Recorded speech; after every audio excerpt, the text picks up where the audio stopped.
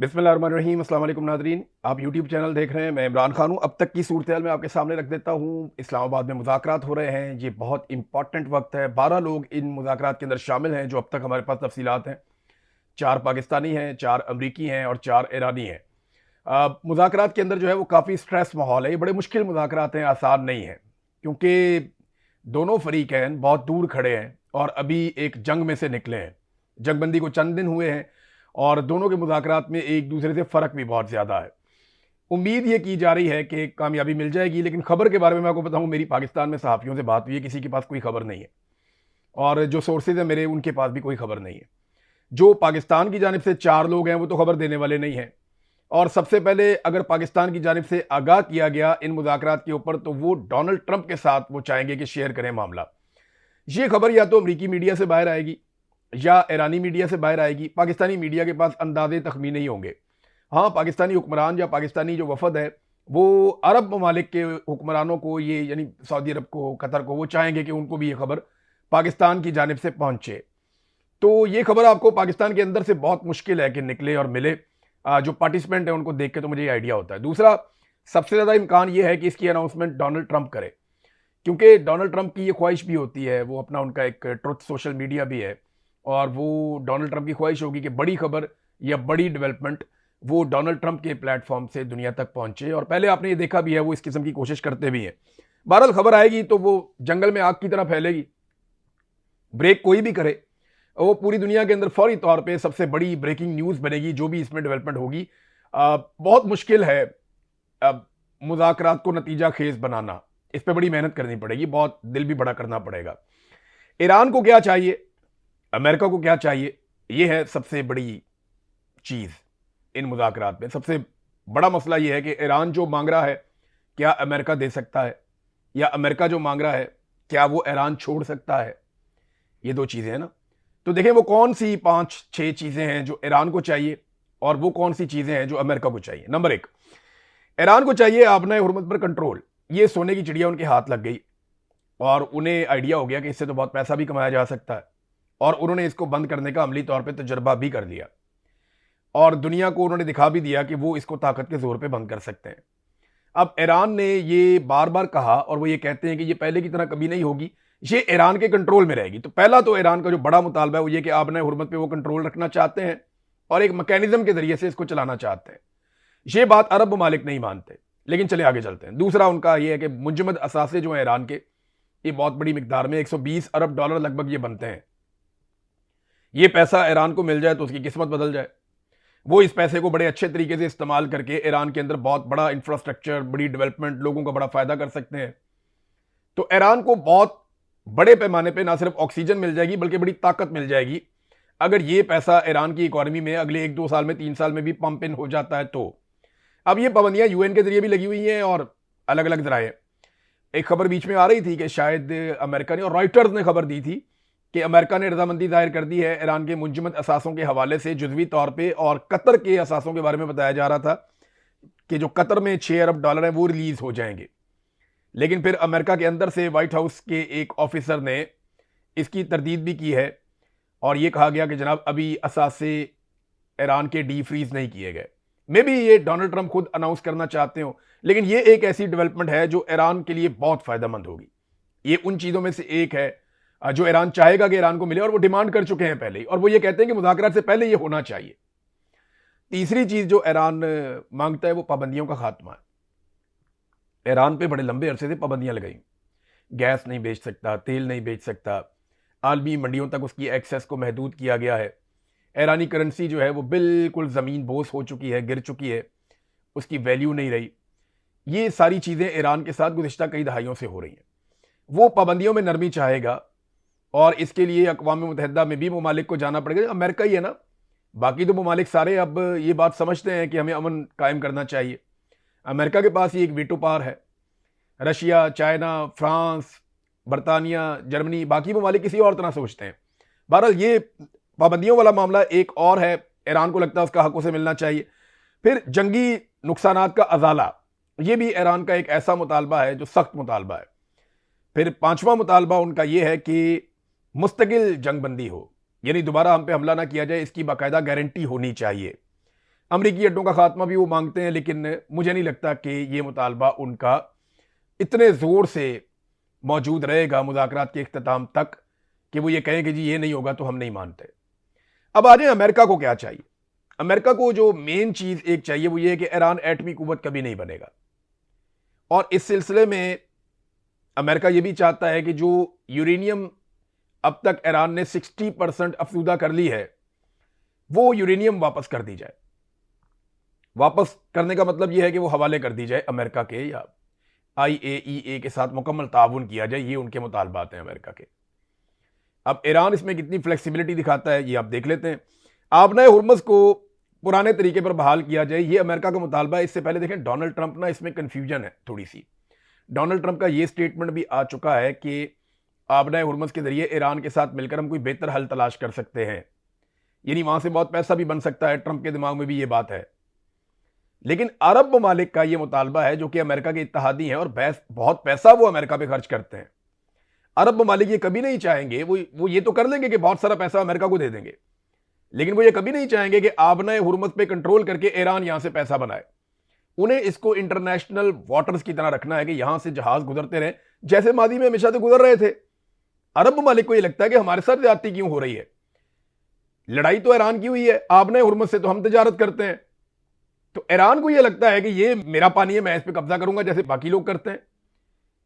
जैसे और बहुत सारी जगहों पे ममालिक टैक्स लेते हैं अपने पानियों में से जहाजों के गुजरने का, तो हम भी लेंगे, ओमान और ईरान मिलकर। तो यहां पे एक फड्डा है, ये अमेरिका की एक बड़ी डिमांड उनकी आबनाए हुर्मुज़ के हवाले से। फिर मिसाइल टेक्नोलॉजी पर अमेरिका ये चाहेगा कि ईरान पर पाबंदियां लगें। पाबंदी का मतलब ये नहीं है कि आप मिसाइल बना ही नहीं सकते, ये उसकी रेंज का मामला होता है। पाकिस्तान की मिसाइल टेक्नोलॉजी बहुत अच्छी है, पाकिस्तान ने अपने मिसाइलों के तजर्बे भी किए हैं, लेकिन क्या आप ये जानते हैं कि पाकिस्तान का मिसाइल मैक्सिमम कितनी दूर तक हिट कर सकता है? पाकिस्तान का मिसाइल किसी भी ऐसी जगह पे हिट नहीं कर सकता जहां पे मगरबी मफादात का कोई मसला आ जाए। हत्ता कि पाकिस्तानी मिसाइलों की रेंज, उस दिन मैं कैलकुलेट कर रहा था और हमने जो डिस्टेंस कैलकुलेटर है वो निकाला हुआ था, ये बाकायदा आपको अवेलेबल है, अब पूरी हर तरह की एप्लीकेशन आपको मिल जाती है। तो ईरानी मिसाइल इसराइल तक पहुंचते हैं, पाकिस्तानी मिसाइल जो है, क्योंकि फासला हमारा ज़्यादा है, हम अगर सिंध वाली साइड पे भी जाएं तो हमारे मिसाइल इसराइल तक नहीं जाते। अब ये वो नॉन रियलिटी है, और ये वो वाले मिसाइल हैं जो हमने अनाउंस किए हुए हैं पहले। मे भी पाकिस्तान के पास ऐसी टेक्नोलॉजी हो जो हमने नहीं बताई हुई। बहुत सारा कुछ ऐसे भी होता है ना, आप सरप्राइज करते हैं दुनिया को। जरूरी तो नहीं है कि जो हमने डाटा दुनिया को दिया हुआ है हमारी कैपेसिटी भी उतनी है, लेकिन ये ईरान को दबाने की कोशिश करेंगे कि आप अपने मिसाइलों की रेंज के हवाले से हमारे साथ जो मुआहदा करेंगे उसकी आप पासदारी करेंगे, नहीं तो फिर पाबंदियां। और एक और मुतालबा जो अमेरिका का बड़ा शदीद मुतालबा होगा, जिससे ईरान के लिए पीछे हटना बहुत मुश्किल है, वो ये है कि खित्ते के अंदर जो ईरान के इत्तहादी हैं, जैसे कि ईरान सपोर्ट करता है हमास को, हिजबुल्लाह को, हौसियों को, ये सपोर्ट से ईरान को कहा जाएगा कि पीछे हट जाओ, इन ग्रोहों को आपने सपोर्ट नहीं करनी। ये एक ऐसा नुक्ता है जो इसराइल के लिए बहुत जरूरी है, ये एक ऐसा नुक्ता है जो सऊदी अरब के लिए बहुत जरूरी है, और यही एक ऐसा नुक्ता है जिस पे ईरान बड़े लंबे अरसे से डटा हुआ है, और यही नुक्ता है जिसकी वजह से ईरान के साथ ये सारी लड़ाई चल रही है कि ईरान सपोर्ट करता है उन ग्रुप्स को जो इसराइल के साथ लड़ाई कर रहे हैं या जिसके अरब ममालिक के साथ अच्छे ताल्लुकात नहीं है। हौसियों की मैं मिसाल दे देता हूं, हिजबुल्लाह जो है वो इसराइल के साथ लड़ रहा है, हमास जो है वो इसराइल के साथ लड़ती है, ईरान उन्हें सपोर्ट करता है। ये एक नुक्ता है जहां पे आके मामला अड़ सकता है। तो ये 5-4 चीजें बहुत इंपॉर्टेंट है। नंबर 1, लबनान के मामले पे इनके सींग फंस सकते हैं मुज़ाकरात में कि वो जंगबंदी जो है वो साथ शामिल होनी चाहिए। आबनाए हुर्मुज़ के मामले पे जौहरी तनाज़ा जो है, इस मामले के ऊपर ज़रा मुश्किल है इसको डिस्कस करना, ये लंबा चलेगा। और ईरान के जो इलाकाई इत्तहादी हैं जिनका मैंने अभी आपको बताया, तीनों का नाम लिया, और पाबंदियों में नरमी का मामला जो है, ये वो सारी चीज़ें हैं जो ईरान का फोकस एक तरफ होगा, अमेरिका का फोकस एक तरफ होगा। पाकिस्तान में ईरानी सफ़ीर ने एक स्टेटमेंट दिया इस मौके पे, ये स्टेटमेंट इंपॉर्टेंट है, मैं स्टेटमेंट आपके साथ शेयर करता हूं। उन्होंने कहा जी, आज इस्लामाबाद में ईरानी कौम के खिलाफ एक गैर कानूनी जंग को ख़त्म करने में मदद देने के लिए अच्छा मेज़बान है पाकिस्तान। एक ऐसी जंग जो ना सिर्फ ईरानी कौम और तहजीब के खिलाफ एक जुर्म है, बल्कि इसने खित्ते और दुनिया की सलामती को भी खतरे में डाल दिया है। अब देखना यह है कि क्या अमेरिका एक अच्छे मेज़बान की जानिब से सालसी की कोशिशों का एहतराम करता है या नहीं करता। ये ईरानी सफ़ीर का बयान है। आने वाले दिनों में इन बयानात की बड़ी इंपॉर्टेंस होगी। अभी सिर्फ सारा फोकस मुज़ाकरात की तरफ, मुज़ाकरात चल रहे हैं। जो इतलात रॉयटर ने दी थी कि कुछ असासे डी फ्रीज करने की तरफ मामला बढ़ा है, उसके ऊपर एक तरदीद भी आ गई है। लेकिन डोनाल्ड ट्रंप जब कोई स्टेटमेंट देगा तो चीज़ें ज़्यादा क्लियर हो जाएंगी। मुज़ाकरात में नाज़रीन 12 लोग शामिल हैं। ये ज़रा आप देख लें, ये 12 लोग हैं मुज़ाकरात के अंदर। इसमें अमेरिका की जानिब से JD Vance, Steve Witkoff, Jared Kushner और ब्रैड कूपर, ये 4 लोग अमेरिका की जानिब से हैं। और ईरान की जानिब से जी कालिबाफ, अब्बास इराकची, माजिद तख्त और मोहम्मद बागर, ये लोग जो हैं वो शामिल हैं। ईरान की जानिब से 4 लोग हैं।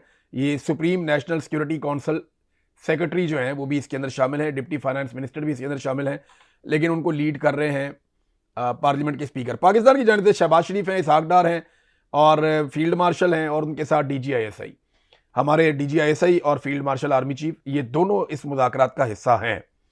अब इन 12 लोगों ने मिलकर कोशिश करनी है कि कोई अमन कायम हो जाए, और पाकिस्तान की पूरी कोशिश होगी कि लड़ाई यहां खत्म हो जाए। क्योंकि अगर लड़ाई खत्म नहीं होती ना तो हमारे लिए बहुत बड़े बड़े चैलेंजेस हैं।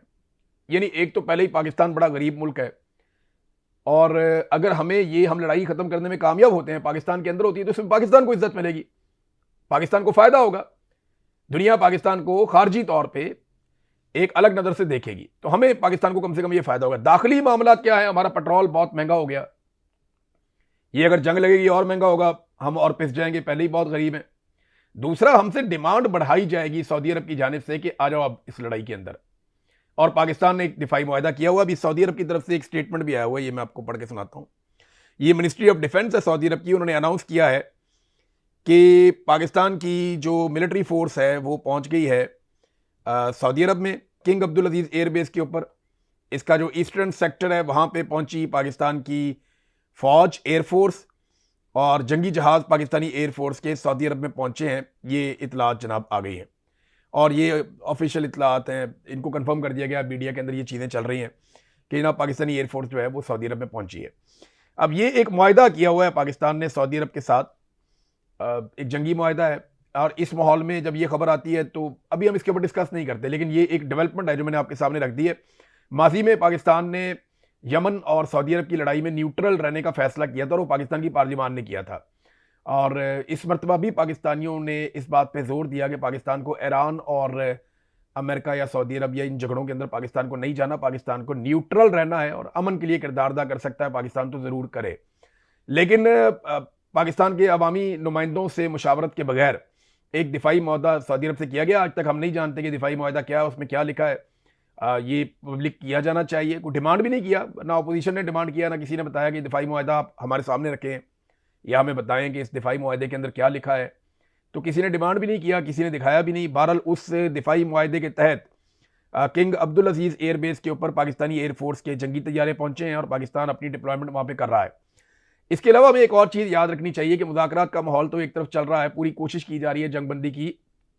डोनाल्ड ट्रंप ने कहा कि वो बड़ा पुरुमीद भी है, लेकिन इसके बावजूद इस वक्त खलीजी ममालिक में अमेरिका अपनी फौजी ताकत को बढ़ा रहा है। लगातार अमरीकी तैयारे, अमरीकी हथियार, अमरीकी मरीन्स वो इस रीजन में पहुंच रहे हैं। बल्कि अब खाली अमेरिकन नहीं आ रहे, वो अपने इत्तेहादियों को भी कायल कर रहे हैं कि जंगबंदी हो चुकी है, अब वहाँ पे चलो और चल के जंगबंदी के मामलात को संभालो। तो अब अगर दोबारा खुदा न खास्ता लड़ाई होती है तो उसमें ईरान के लिए ज़्यादा बड़े चैलेंजेस होंगे, और ज़्यादा बड़ी फोर्स इस खित्ते में जमा हो चुकी होगी। तो ईरान को ना थोड़ी फ्लेक्सिबिलिटी पैदा करनी पड़ेगी, और कुछ अमेरिकन को भी कुछ चीज़ों के ऊपर फ्लेक्सिबिलिटी पैदा करनी पड़ेगी। इसराइल को कंट्रोल करना, यहाँ पे मैं एक मरतबा फिर कहूँगा कि वो बहुत ज़रूरी है, वो बहुत ज़्यादा ज़रूरी है कि इसराइल जो है वो अब जंगबंदी के ऊपर कारबंद रहे, ना सिर्फ ईरान के साथ बल्कि जो लबनान के साथ जंगबंदी के ऊपर जोर दिया जा रहा है उसको भी अमली जामा पहनाया जाए। पाकिस्तान तहरीक इंसाफ ने एक बड़ा शानदार स्टेटमेंट दिया, ये स्टेटमेंट मैं आपके सामने रखता हूँ। पाकिस्तान तहरीक इंसाफ इस्लामाबाद में जारी अमेरिका और ईरान के दरमियान मुज़ाकरात की कामयाबी के लिए दिली दुआगो है। हम पूरी उम्मीद हैं कि ये अहम मुशावरत मुस्बत और बाहमी तौर पर मुफीद नताइज की हामिल साबित होंगी। जो ना सिर्फ उम्मत मुस्लिमा के इज्तिमाई मफाद को आगे बढ़ाएंगी बल्कि पाकिस्तान के स्ट्रेटेजिक मफादात को भी मजबूत करेंगी और पूरे खित्ते में अमन, इस्तेहकाम और खुशहाली के फ़रोग का बायस बनेगी। अल्लाह ताला से दुआ है कि वो इन कोशिशों को अपनी रहमतों से नवाजे, मुतअल्लिका फ़रीक़ैन को दानाई और दुरुस्त रहनुमाई अता फरमाए और ऐसे नतीजा खेज फैसलों की राह हमवार करे जो सबके लिए खैर और भलाई का सबब बने। मरकजी मीडिया डिपार्टमेंट पाकिस्तान तहरीक इंसाफ इससे मुस्बत स्टेटमेंट नहीं हो सकता। यानी ये स्टेटमेंट इतना मुस्बत है कि इसके अंदर पाकिस्तान तहरीक इंसाफ ने इमरान खान का नाम तक नहीं लिया। हालांकि तहरीक इंसाफ के लोग ये 2-3 दिन से कह रहे हैं कि ये इमरान खान का विजन था, इमरान खान ने बड़ी कोशिश की, और ये हकीकत है। लोग इसको डिस्कस भी कर रहे हैं कि अगर इमरान खान साहब एब्सोल्युटली नॉट ना कहते और पाकिस्तान अड्डे दे देता तो आज पाकिस्तान सालसी का किरदार अदा करने के काबिल नहीं होता। आज हम एक फ्रीक होते, लड़ाई का हिस्सा बन जाते हैं हम। क्योंकि देखें ना, जब आप अड्डे दे देते तो आपके अड्डों से अटैक होता। कतर में मुज़ाकरात क्यों नहीं हुए? क्योंकि वहां पे अड्डे हैं। सऊदी अरब में क्यों नहीं हुए? वहां पे अड्डे हैं। ओमान में क्यों नहीं हुए? दुबई में क्यों नहीं हुए? बाकी जगहों पे बहरीन में क्यों नहीं हुए? ये किसी मुल्क के अंदर भी ये मुज़ाकरात इसलिए नहीं हुए कि वहां पे अड्डे हैं। और नेटो का रुकन है तुर्की, आप ये भी जानते हैं। मिस्र की सूरत भी आप जानते हैं। तो पाकिस्तान में अगर अड्डे होते तो पाकिस्तान मुज़ाकरात का हिस्सा ना होता। लेकिन इमरान खान ने एक फैसला किया था, एक अच्छा फैसला था। पाकिस्तान तहरीक इंसाफ ने बड़ा पॉजिटिव जेस्चर दिया, बड़ा शानदार जेस्चर है, लेकिन तहरीक इंसाफ पे ज्यादा फोकस है। जो दरबारी हैं या जो नून लीग के लोग हैं या एस्टेब्लिशमेंट के टाउट हैं, उन सबका फोकस तहरीक इंसाफ पे ही है। वो तहरीक इंसाफ की ना मॉरल पुलिसिंग कर रहे हैं। वो ये कह रहे हैं आप डांस क्यों नहीं करते, आप नाच क्यों नहीं रहे, आप गा क्यों नहीं रहे, देखें आप खुशियां क्यों नहीं मना रहे। वो भाई उनको मार मार के उनका बुरकस निकाल दिया, उनके लीडर की बिनाई दाया हो रही है, जुल्म और जबर की उन पर इंतहा की हुई है। उनकी खवातीन जो है वो जेलों के अंदर कैद हैं, उनको आपने बर्बाद करके रख दिया, उनका पूरा मैंडेट छीन लिया है। शुक्र करें वो ये कह रहे हैं जनाब हम बड़े खुश हैं और हम ये चाहते हैं कि ये कामयाब हो, वो आपको दुआएं भी दे रहे हैं। अब इससे ज्यादा वो क्या करें? और वो पाकिस्तान को दुआ दे रहे हैं, एक्चुअली किसी पॉलिटिकल पार्टी को तो वो नहीं दे रहे। वो पॉलिटिकली जो डिफरेंसेस है वो रहेंगे और वो रहते भी हैं। आपका इख्तिलाफ राय हो सकता है, लेकिन इस चीज के ऊपर पीटीआई ने बड़ा पॉजिटिव जेस्चर दिया है। लेकिन वो लोग जो माजी में मोहम्मद बिन सलमान के आने के ऊपर जमाल खशोगी के डीपी लगा लेते थे, मैं उनसे पूछना चाहता हूं कि आज जेडी वेंस के आने के ऊपर या जेरेड कुशनर के आने के ऊपर उन्होंने मिनाब स्कूल के बच्चों के डीपी लगाए हैं, आयतुल्लाह अली खामनाई के डीपी लगाए हैं उन्होंने, या उन्होंने अपनी डीबियां चेंज की हैं जेडी वेंस के आने के ऊपर, या कोई एहतजाज किया कि अमेरिका ने वो जुल्म किया था, ये जुल्म किया था, या वो किया था, या ऐसे किया या वैसे किया? कोई एक चीज, कोई एक तस्वीर लगाई हो तो ये सिर्फ पॉलिटिकल माइलेज हासिल करने की कोशिश होती है। इसके अंदर देखें पाकिस्तानियत नहीं है। अगर किसी के दिमाग में ये बात चल रही है कि ये पाकिस्तान के लिए ये लोग सोच रहे हैं, पाकिस्तान के साथ नहीं, वो पीटीआई को गंदा करना चाह रहे हैं और कोई बात नहीं है। क्योंकि उन्हें ये पता है कि वो बगैर मैंडेट के आकर बैठे हुए हैं। इख्तिदार तो पाकिस्तान तहरीक इंसाफ का है ना, ये लोग तो चोरी करके इख्तिदार पे आकर बैठ गए। तो इतने बड़े इवेंट को, जहां पॉजिटिव रहना चाहिए था सबको, इतने बड़े इवेंट को जो हुकूमती जमातें हैं वो अपनी मुखालिफ जमात को क्रश करने के लिए लगातार इस्तेमाल कर रही हैं। आप ख्वाजा आसिफ की टाइमलाइन उठाकर देख लें, इसराइल के खिलाफ जो 1-2 ट्वीट किए हैं, वो एक और भी अभी मैं देख रहा था, एक और ट्वीट गायब है उनका। ख्वाजा आसिफ का एक ट्वीट और भी गायब है खामोशी से, पता ही नहीं चला वो कहां गया। अब लोग बता रहे हैं कि एक और भी डिलीट हो गया। तो बड़ी सख्ती आई हुई है ख्वाजा आसिफ पे, लेकिन आप देखेंगे लगातार वो पाकिस्तान तहरीक इंसाफ को टारगेट करते जा रहे हैं। इसराइल को जहां टारगेट किया वहां उनको डिलीट करना पड़ गया, वहां उन्होंने डिलीट कर दिया है। तो इसको भी अगर आप एक मौके के तौर पे देखें, और पाकिस्तान तहरीक इंसाफ रियली में मैं आपको बताऊं, उन्हें इस बात का खतरा है और ये खतरा गलत नहीं है। वो पाकिस्तान तहरीक इंसाफ के लोग ये जानते हैं और माजी में ये तजर्बा हो चुका है, माजी में भी तजर्बा हो चुका है कि जब भी पाकिस्तान की मिलिट्री एस्टेब्लिशमेंट को आलमी सतह पे थोड़ी सी भी ऑक्सीजन मिलती है तो वो पाकिस्तानियों के ऊपर जुल्म करते हैं। वो पाकिस्तान के अंदर अपनी मुखालिफ सियासी जमात को बुरी तरह कुचलना शुरू कर देते हैं। माजी में भी जब उन्हें स्पेस मिली, जैसे ही उन्होंने स्पेस हासिल की, उन्होंने पाकिस्तान के अंदर जुल्म और बर्बरियत का बाजार गर्म कर दिया। अब अगर उन्हें आलमी सतह पे कोई स्पेस मिलेगी तो पाकिस्तान के अंदर वो दोबारा जुल्म और बर्बरियत का बाजार गर्म करेंगे। इस बात का खतरा पाकिस्तान तहरीक इंसाफ को जरूर है। और हमने माजी का ट्रैक रिकॉर्ड देखें तो इन्होंने ऐसे ही किया हमेशा। पाकिस्तान के अंदर इससे कोई फर्क पड़ेगा? देखें, पाकिस्तान में पीएमएलएन की मकबूलियत पे इससे फर्क कोई नहीं पड़ेगा। हां, इंटरनेशनली ये है कि पाकिस्तान को इसका फायदा हुआ। ये जो चेहरे हैं जो इस मुलाकात के अंदर हैं, इनको इंटरनेशनली मजीद रिकग्निशन मिल जाएगी। लेकिन पाकिस्तान के अंदर ये 1 आधे महीने की गेम है, 2 महीने की गेम है। आपको लोगों को रिलीफ देना पड़ेगा। आपको महंगाई कम करनी पड़ेगी, गुर्बत कम करनी पड़ेगी, बेरोजगारी कम करनी पड़ेगी, मईशत को खड़ा करना पड़ेगा, पाकिस्तान में सियासी इस्तेकाम लाना पड़ेगा, पाकिस्तान में अदलिया को बेहतर करना पड़ेगा, आज़ादी इज़हार राय देना पड़ेगा, पाकिस्तान में जो घुटन का एक माहौल है वो आपको खत्म करना पड़ेगा। जब तक आप घुटन का वो माहौल खत्म नहीं करेंगे, इसका कोई फायदा आप नहीं उठा सकते लंबे अरसे तक। हाँ, एक ही चीज है कि मिलिट्री एस्टेब्लिशमेंट किसी भी कामयाबी के बाद होश के नाखून ले और पाकिस्तान को चलने के लिए खुला छोड़े, पाकिस्तान में लोगों को आजादी से सांस लेने दे, फिर आप देखिएगा इसका फायदा भी हो सकता है पाकिस्तान के अंदर। लेकिन ट्रैक रिकॉर्ड ये नहीं है, ट्रैक रिकॉर्ड कोई और है। एक और अच्छी खबर यह है कि आयरलैंड ने फलस्तीन को तस्लीम कर लिया, ये खबरें आ रही हैं। तो ये बड़ी अच्छी बात है कि आहिस्ता आहिस्ता यूरोपीय ममालिक एक एक करके फ़लस्तीन को तस्लीम कर रहे हैं और फ़लस्तीन के वजूद के हवाले से जो हमारी ख्वाहिश है सारी दुनिया की कि वो एक रियासत के तौर पे वो लोग अपनी आज़ाद ज़िंदगी गुजारें, मामला उस तरफ बढ़ता हुआ दिखाई दे रहा है। अब तक के लिए इतनी, अपना ख्याल रखिएगा, अपने इस चैनल का भी। अल्लाह हाफ़िज़।